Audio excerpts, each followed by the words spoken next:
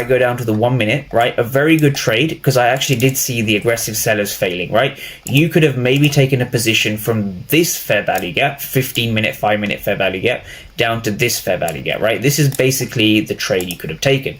Now, it did play out, but I stayed out. And I told a lot of my students to stay out as well, right? So what was the purpose of staying out of the market, right? If you're in the London session or in the New York session, it's often important to understand that you don't have to catch every move. You want to catch the high probability moves, right? And often those high probability moves come from eliminating low probability trading conditions.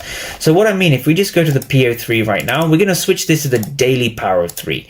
So on the daily power of 3, what we can see is this is the daily opening price, and this is obviously the daily candle, and this is the daily opening price. Now, one rule that I have is that I don't trade anywhere near the daily opening price. So essentially, this was one trade you could have taken, but it was literally on the daily opening price.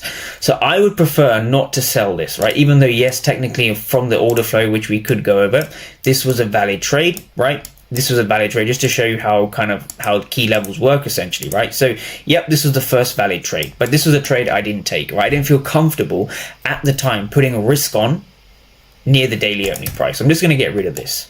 Now from here, we've now come into the session. We're now past 10 a.m. Eastern, and this is where the 4-hour PO3 becomes essentially very, very important. And so what I'm looking at live in the markets, if we go back to how I was looking at this live, is, so this was 5 minutes before, so this is now 2:55 2:55 UK time, so this is 9:55 Eastern Standard Time. So what you can see on the ES chart essentially is this, right? You can see two levels. You can see this level, you can see this level, right? This is where trading becomes super simple.